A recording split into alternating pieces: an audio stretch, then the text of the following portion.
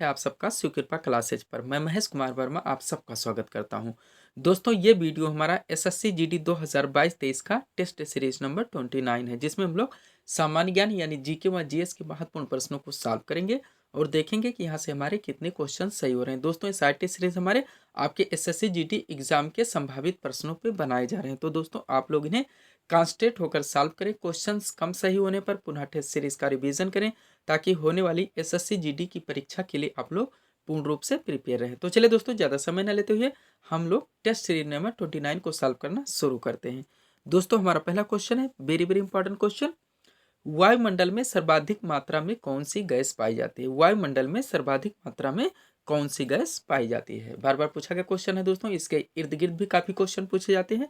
तो हम लोग पढ़ते चले आए दोस्तों। वायुमंडल में सर्वाधिक मात्रा में पाई जाने वाली गैस नाइट्रोजन है, उसके बाद ऑक्सीजन है, ऑक्सीजन के बाद आर्गन है, फिर कार्बन डाइऑक्साइड है, उसके बाद नियान, हीलियम, क्रिप्टॉन, जेनान, ओजोन, बहुत सारी गैसें पाई जाती हैं। ये क्वेश्चन और पूछा था दोस्तों, ध्यान दीजिएगा कि वायुमंडल में अस्थायी रूप से विद्यमान कौन सा तत्व है? तो वो जलवाष्प है। अस्थायी रूप से कौन सा विद्यमान है? तो वो जलवाष्प है। ध्यान दीजिएगा विकल्प में मिलता है। चलिए दोस्तों इस क्वेश्चन को लगाने की कोशिश करते हैं हम लोग। तो हमारा यहाँ पे सही आंसर आएगा वायुमंडल में सर्वाधिक मात्रा में पाई जाने वाली गैस है नाइट्रोजन। नाइट्रोजन के बाद दूसरे नंबर पे ऑक्सीजन आएंगी। 70.08% दोस्तों, कह सकते हैं 71% नाइट्रोजन है और एग्जैक्ट देखा जाए तो 20.99 दोस्तों परसेंट ऑक्सीजन है, यानी लगभग 21%। पहले पे नाइट्रोजन, दूसरे पे ऑक्सीजन, तीसरे पे आएगा आर्गन, जैसे भी क्रम से विकल्प दिया जाए, और चौथे पे ध्यान दीजिएगा कार्बन डाइऑक्साइड आता है। तो चारों ध्यान रखेंगे तो आपको आंसर मिल जाएंगे। चलते हैं क्वेश्चन नंबर 2 पे। चीन सागर में आने वाले उष्णकटिबंधीय चक्रवात को किस नाम से जाना जाता है? चीन सागर में आने वाले उष्णकटिबंधीय चक्रवात पूछा गया दोस्तों। ध्यान दीजिएगा जो भी हमारा आंसर आएगा वो उष्णकटिबंधीय चक्रवात होगा। चक्रवात के नामों से कई तरह से पूछा है दोस्तों। उष्णकटिबंधीय चक्रवात, उपोष्णकटिबंधीय चक्रवात, शीतोष्णकटिबंधीय चक्रवात, शीतकटिबंधीय चक्रवात। तो दोस्तों उष्णकटिबंधीय चक्रवात जो कि चीन सागर में आता है तो उसको किस नाम से जाना जाता है? टाइफून नाम से। टाइफून। जापान में भी दोस्तों पूछा था आने वाले उष्णकटिबंधीय चक्रवात को किस नाम से, तब भी आपका आंसर टाइफून ही होगा। नेक्स्ट देखेंगे क्वेश्चन नंबर 3 को। 73वां संवैधानिक संशोधन वेरी वेरी इंपॉर्टेंट क्वेश्चन है दोस्तों, इसलिए हम इसे टेस्ट सीरीज से अभी हटा नहीं रहे हैं क्योंकि इसके इर्द गिर्द भी काफी हम लोग दोस्तों अपना अध्ययन करते हैं, यहाँ से क्वेश्चन पूछे जाते हैं। चलिए दोस्तों थोड़ा सा देखते हैं इसको। 73वां संवैधानिक संशोधन निम्नलिखित में से किससे संबंधित था? ए नगर पालिका संस्थान, बी राज्य स्तरीय लगान न्यायाधिकरणों की स्थापना, सी है 8वीं अनुसूची और डी नंबर है पंचायती राज संस्थाएं। तो हमारा सही आंसर क्या आएगा दोस्तों? 73वां संवैधानिक संशोधन पंचायती राज से जुड़ा हुआ है, यानी ग्राम पंचायत से, और 74वां पूछा जाए तो नगर पंचायत से है। ध्यान दीजिएगा 73वां पंचायत ग्राम पंचायत आप कह सकते हैं, और उसके बाद दोस्तों जो नगर पालिका वगैरह होती है वो आपका 74वां संविधान संशोधन है, यानी ग्राम पंचायत और नगर पंचायत। अनुसूची की बात देखी जाए दोस्तों तो ये 11वीं अनुसूची है, 12वीं है। 11वीं में आपकी पंचायती राज यानी ग्राम पंचायत आएगा और 12वीं अनुसूची में आप सबका नगर पंचायत आएगा। दोनों तरह से पूछे जाते हैं, ध्यान दीजिएगा। तो हमारा 73वां संवैधानिक संशोधन संबंधित है पंचायती राज संस्थाओं से, यानी विकल्प नंबर डी यहाँ पे हमारा सही आंसर होगा। नेक्स्ट देखिए 4 नंबर क्वेश्चन। विश्व का सबसे बड़ा नदी द्वीप, बार बार जीके में भी पूछा गया क्वेश्चन है दोस्तों, हम लोग पढ़ते चले आए। विविध में भी, लोसेंट में भी देखने को मिलता है, क्वेश्चन काफी हाईलाइटेड है। तो कौन सा दोस्तों नदी द्वीप? माजुली है। ये किस नदी में स्थित है दोस्तों? तो ब्रह्मपुत्र नदी में। अगर स्टेट लोकेशन पूछा जाए तो आपका असम होगा। कौन सा राज्य? असम होगा, ध्यान दीजिएगा। नेक्स्ट देखेंगे क्वेश्चन नंबर 5 को।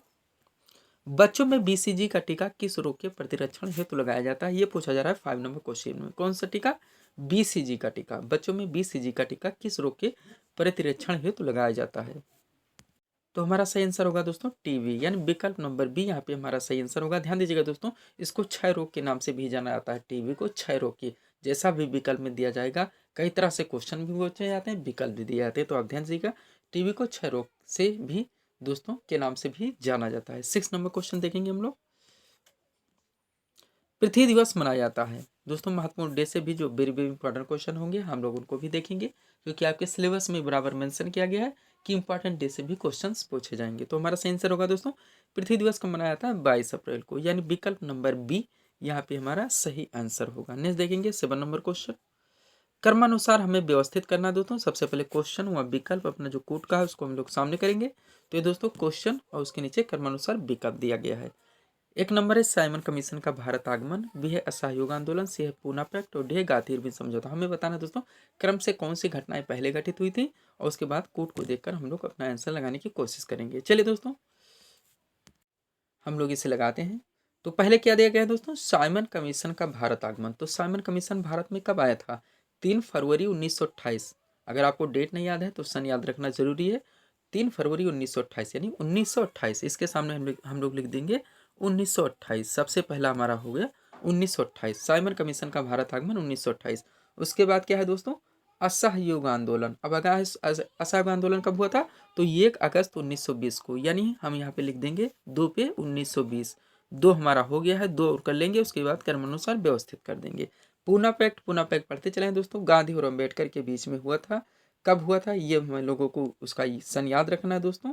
तो पूना पैक्ट हुआ था गांधी जी ने दोस्तों व अम्बेडकर के बीच में 20 सितंबर 1932 को, 20 सितंबर 1932 को, यानी यहाँ पे लिख देंगे 3 नंबर पे हम लोग 1932। अब बचा क्या दोस्तों, गांधी इरविन समझौता, यानी गांधी और इरविन के बीच में जो समझौता था वो हुआ था 5 मार्च 1931 को। तो 1931 लिख देंगे।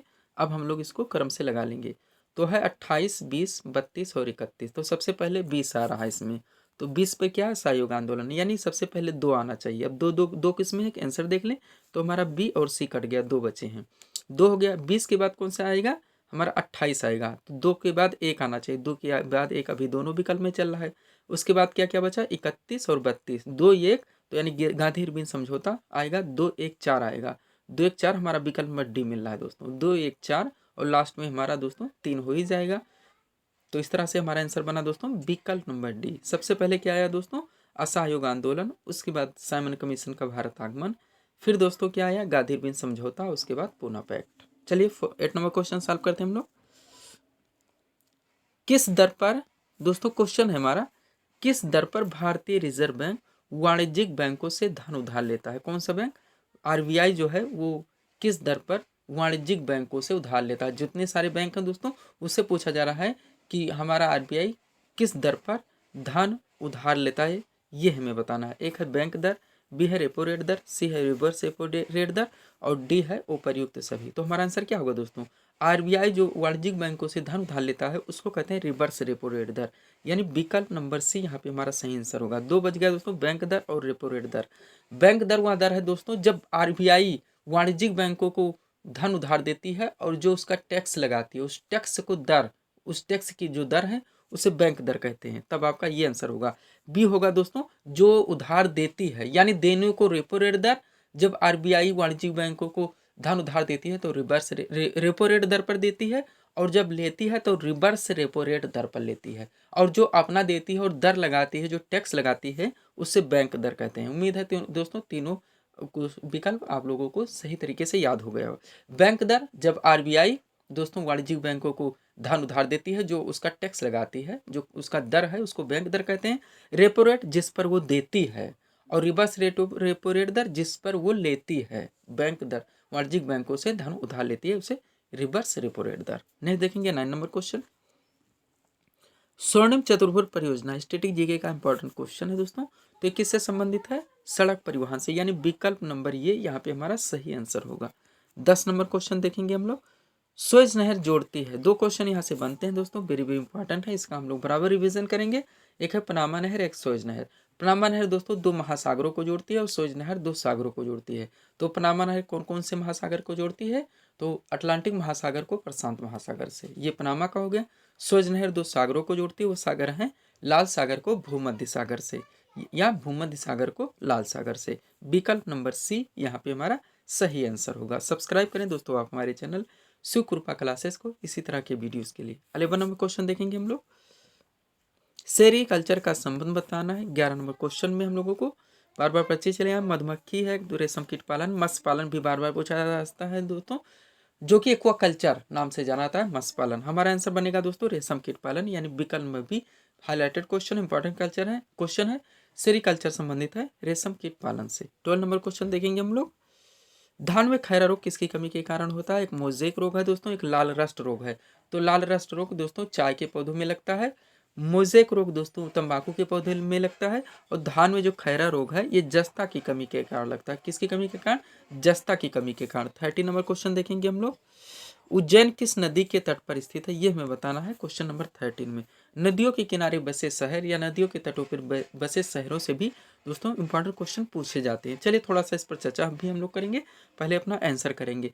तो उज्जैन किस नदी के तट पर स्थित है? क्षिप्रा, यानी विकल्प नंबर बी यहाँ पे हमारा सही आंसर होगा। चलिए दोस्तों और भी हम लोग क्वेश्चन यहाँ से याद कर लेते हैं। सबसे पहले दोस्तों हम लोग इंडिया के परिप्रेक्ष्य में देखेंगे, उसके बाद विश्व के। तो विश्व इंडिया में देखते हैं दोस्तों, कौन से नदी के तट पर कौन से राज्य स्थित है। आगरा पूछा जाए तो आगरा कौन से नदी के तट पर स्थित है? यमुना। उसके बाद कटक आएगा जो कि महानदी है। हरिद्वार गंगा। नासिक गोदावरी। उज्जैन आपका आंसर है क्षिप्रा। उसके बाद श्रीनगर झेलम। तिरुचिरापल्ली कावेरी। जौनपुर गोमती। डिब्रूगढ़ ब्रह्मपुत्र। पटना गंगा। उसके बाद दोस्तों अहमदाबाद है साबरमती। कोलकाता हुगली। गुवाहाटी ब्रह्मपुत्र। पणजी मांडवी। सूरत ताप्ती। अयोध्या सरयू जानते ही हैं।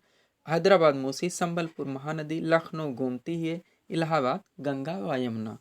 अब इसके परिप्रेक्ष्य में देखें दोस्तों, जो कि इंपॉर्टेंट बनते हैं उनको भी यहाँ पे हम लोग थोड़ा सा रिवीजन करेंगे दोस्तों, ताकि यहाँ से हमारे कोई भी क्वेश्चन मिस ना हो। ध्यान दीजिएगा दोस्तों, लंदन इंग्लैंड आप लोग जानते हैं, तो लंदन किस नदी के तट पर स्थित है? टेम्स नदी के तट पर, बार बार पूछा जाता है। जर्मनी का बर्लिन दोस्तों स्प्री नदी के किनारे है। बेलग्रेड जो सर्बिया है दोस्तों डेन्यूब नदी के तट पर स्थित है। इराक की राजधानी बगदाद ये टिग्रिस नदी के तट पर स्थित है। उसके बाद दोस्तों थोड़ा सा और चर्चा करेंगे। मिस्र की राजधानी काहिरा ये नील नदी के तट पर स्थित है।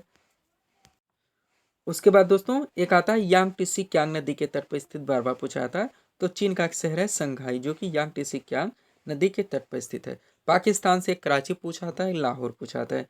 तो कराची दोस्तों सिंधु नदी के तट पर स्थित है, और लाहौर जो है वो राबी नदी के तट पर स्थित है। यहाँ हम चर्चा करें दोस्तों जो इंपॉर्टेंट बनते हैं। म्यांमार की राजधानी यंगून ये इरावदी नदी के तट पर स्थित है। हंगरी यानी बुडापेस्ट जो सिटी है दोस्तों हंगरी का, वो डेन्यूब नदी के तट पर स्थित है। बार बार पढ़ते चले जाएं दोस्तों। फ्रांस की राजधानी पेरिस ये सीन नदी के तट पर स्थित है। इसके अलावा एक दो और इम्पोर्टेंट बातें हैं दोस्तों। जर्मनी का एक वान है, तो जर्मनी का वान शहर दोस्तों राइन नदी के तट पर स्थित है। और एक है दोस्तों डेन्यूब नदी के तट पर स्थित, तो वो ऑस्ट्रिया का वियना है। ऑस्ट्रिया का वियना शहर डेन्यूब नदी के तट पर स्थित है। उम्मीद है दोस्तों अगर इसको दोबारा रिविजन कर लेंगे, सुन लेंगे, तो यहाँ से आपके क्वेश्चंस मिस नहीं होंगे। नेक्स्ट देखेंगे 14 नंबर क्वेश्चन। झंडा समिति के अध्यक्ष बताने दोस्तों। समितियों से संबंधित भी दोस्तों क्वेश्चंस पूछे ही जाते हैं। संविधान निर्माण के समय दोस्तों बहुत सारी समितियों का गठन किया गया था, वहां से इन क्वेश्चन को भी हम यहाँ लोग यहाँ पे पूरी तरह से चर्चा करेंगे दोस्तों। सबसे पहले अपना आंसर करते हैं। झंडा समिति के अध्यक्ष थे JB कृपलानी, यानी विकल्प नंबर बी यहाँ पे हमारे सही आंसर होंगे। इसके अलावा और भी समितियां थी, उसके बारे में चर्चा करेंगे। ये है दोस्तों हमारा वल्लभ भाई पटेल। तो वल्लभ भाई पटेल कौन कौन सी समिति से जुड़े हुए थे? एक था दोस्तों उनका प्रांतीय संविधान समिति, और एक था दोस्तों इनका मूल अधिकार एवं अल्पसंख्यक समिति, यानी दो समिति के अध्यक्ष थे। एक प्रांतीय संविधान समिति, एक मूल अधिकार एवं अल्पसंख्यक समिति। कौन? सरदार वल्लभ भाई पटेल। जवाहरलाल नेहरू के बारे में बात करें दोस्तों, तो संघ संविधान समिति और संघ शक्ति समिति, संघ संविधान समिति और संघ समिति समिति, इसके अध्यक्ष थे जवाहरलाल नेहरू। डॉक्टर राजेंद्र प्रसाद दोस्तों इस संविधान निर्मात्री सभा के अध्यक्ष थे। एक दो और समितियां हैं दोस्तों, उसके बारे में हम लोग चर्चा करेंगे।